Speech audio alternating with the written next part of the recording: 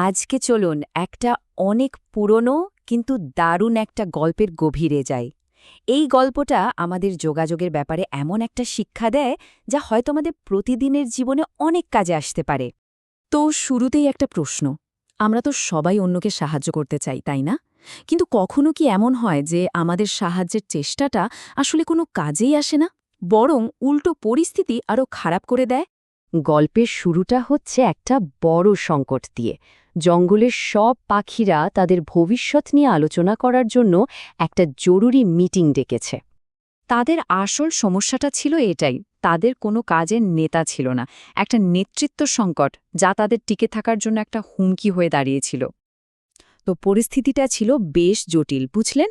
নামে মাত্র একজন রাজা তো ছিলেন গরুর, কিন্তু তিনি এতটাই ব্যস্ত থাকতেন যে পাখিদের সুরক্ষার দিকে তাকানোর সময় পেতেন না। তাই তাদের এমন একজনকে দরকার ছিল যে কিনা সবসময় পাশে থেকে তাদের আগলে রাখবে। এই সংকট থেকে বেরিয়ে আসার জন্য পাখিরা একটা সমাধানের দিকে এগোলো, যেটা তাদের কাছে একদম ঠিক আর যুক্তিসঙ্গত মনে হয়েছিল।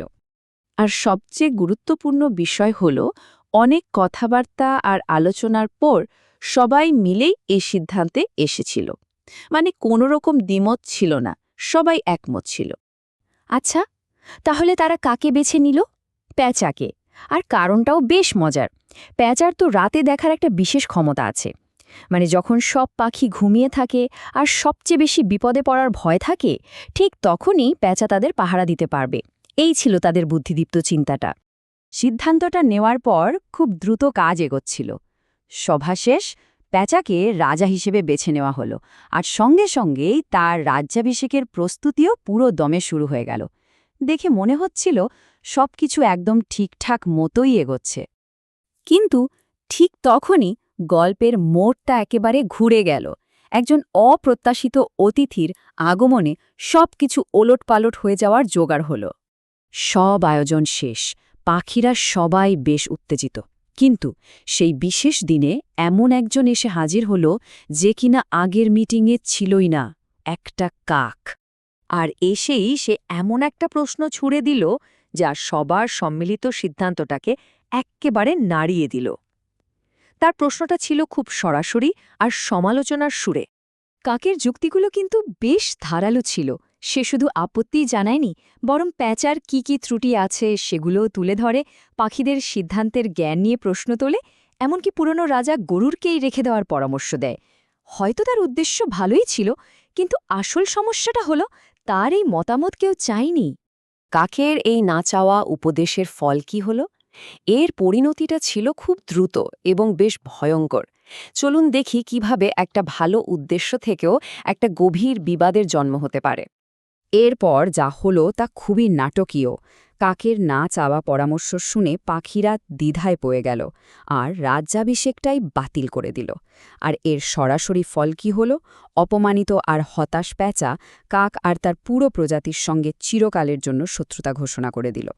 ভাবুন একবার, মাত্র এক মুহূর্তের একটা কথা, যা হয়তো ভালো ভেবেই বলা হয়েছিল, আর তার ফল দুটি প্রজাতির মধ্যে এক চিরস্থায়ী শত্রুতা তৈরি হয়ে গেল।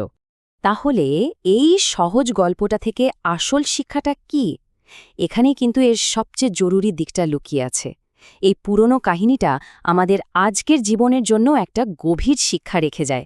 গল্পের একদম কেন্দ্রে রয়েছে এই ধারণাটা, অযাচিত পরামর্শ। মানে এমন কোনো উপদেশ বা মতামত যা কেউ চায়নি বা যা শোনার জন্য কেউ প্রস্তুত নয়।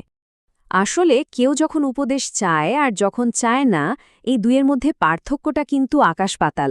ভাবুন তো, যখন কেউ নিজে থেকে কিছু জানতে চায় তখন সে শোনার জন্য তৈরি থাকে, ব্যাপারটা খোলা মনে নেয়। কিন্তু না চাইতেই উপদেশ দিলে কি হয়?